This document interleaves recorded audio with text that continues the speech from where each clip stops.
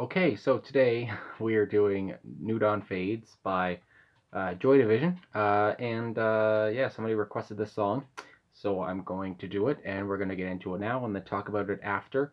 This is a lyrics video, so that's always nice to see what Ian is actually saying. So yeah, let's just go. And yeah.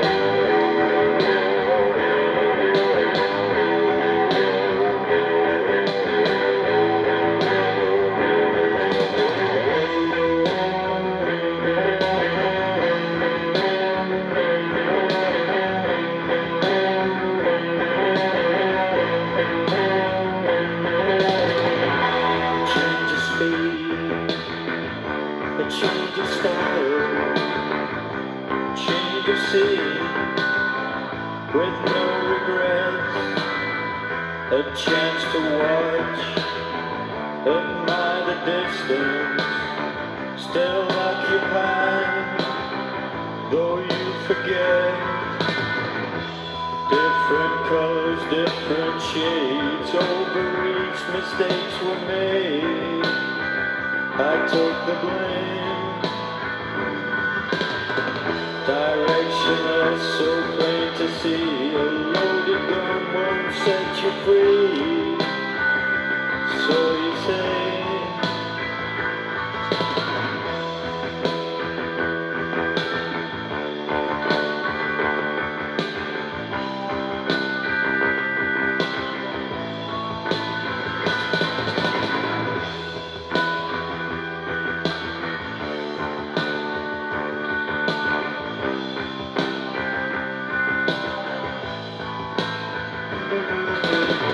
We'll share a drink and step outside.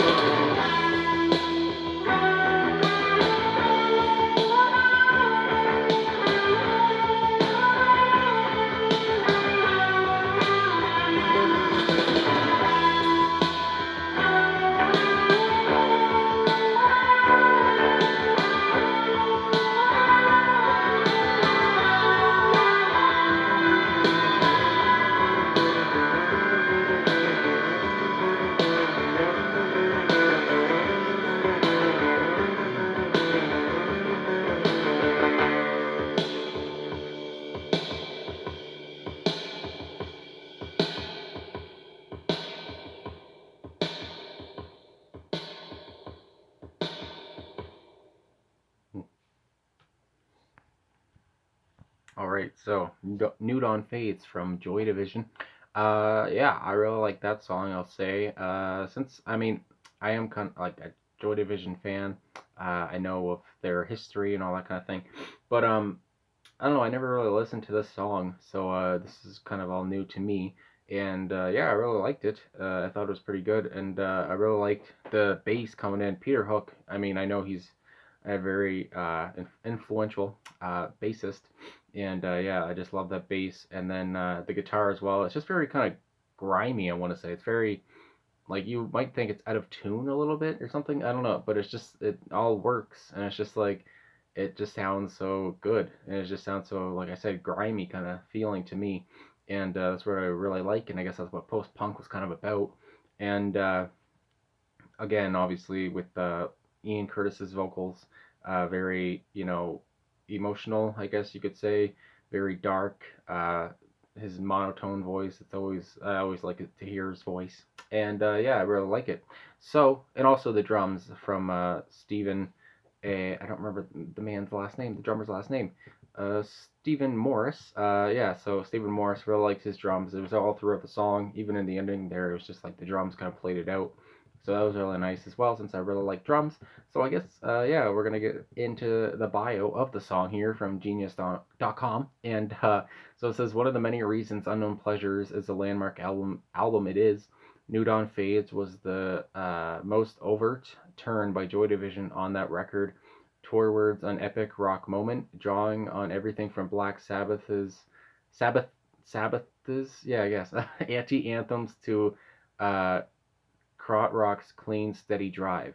So it was a lot rockier, I guess. A strange looped instrumental moan heralds the rhythm section's appearance, with Peter Hook's bass as sepulchral. I can't read. Sepulchral as.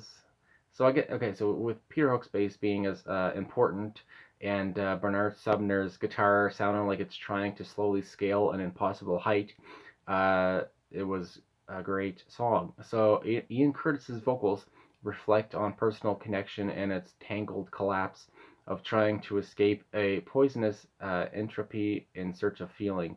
The initial slight echo and almost half whispered singing eventually turns into a near howl, the melodramatic becoming obsessively personal and strong. Hoping for something more, Sumner's concluding riff makes for a moment of light in this otherwise astonishingly dark, powerful composition. That's a long bio, and I'm sorry I can't read, but yeah, like I said, I mean, this is just putting it into another perspective here.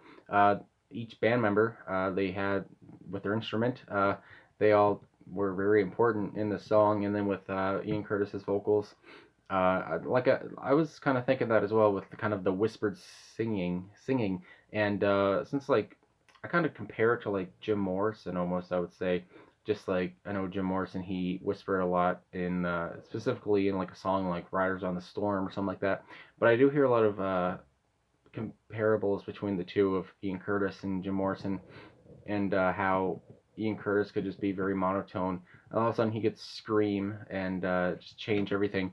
And yeah, his voice was very good as well. I just love his voice, like I already said. So anyway, going on here from the first verse. So it says a change of speed, a change of style, a change of scene with no regrets, a chance to watch, admire the distance still occupied, though you forget, different colors, different shades, over each mistakes were made. So it says it can only be concerning suicide after a breakup, nothing more. On the first verse, he calmly looks at his relationship with his wife and realizes that it's all wrong. He realizes that they can't match with each other. Okay, so yeah, I was kind of thinking that. I mean, I know it's kind of like the thing to do with Ian Curtis, but I mean, just looking at the lyrics and reading them as I was listening to the song, I was seeing it in that kind of a way, and in a more depressing way, I guess. But I mean, Ian Curtis's life, I mean, it's kind of all of it was depressing, especially near the end. So anyway, moving on, it says, I took the blame, directionless, so plain to see. A loaded gun won't set you free, so you say. So I mean, that those lines there, they were pretty uh, thought provoking, especially with how Ian Curtis died. I mean, he didn't shoot himself with a gun, but he did hang himself, I'm pretty sure. So anyway, it says for the annotation, he thought they could match, and he still loves her, so he plans to commit suicide, and he has already told her so. What is really powerful and poignant is how aware and lucid he is about his situation and his decision. His situation is so directionless that he knows he can go away with no regrets, and at the same time, he's been too far with her, so he knows there's only one solution. Yeah, so this song, I mean, just with that, is very depressing. It's very eye-opening here. It's very, yeah, like I said, just sad, I guess. Like, I mean, and I mean, Joy Division didn't have a bunch of happy songs. I mean, but their music was very well done, and it's stood the test of time. And I'm stuttering over my words. And yeah, it stood the test of time to show how good it is. But it's not. I mean, it's sad music for the most part, especially with the words. I mean, Ian Curtis, and then when you think about Ian Curtis's death, I mean, it's not like pleasant. I'm not really smiling when I'm listening to Unknown Pleasures. I mean, so yeah, moving on. There's one more annotation here from the second verse. So it says, "Oh, I've walked on water, run through fire, can't seem to feel it anymore." And this line as well. These two lines. I felt these lines as well, and just I can't seem to feel it anymore. I mean, that's just gut wrenching right there. So for the annotation, it says the most common state of depression is the absence of feelings, an internal void of despair. He's saying that he doesn't feel anything anymore. So I mean, yeah, I mean, you can kind of gather that. Can't seem to feel anything anymore.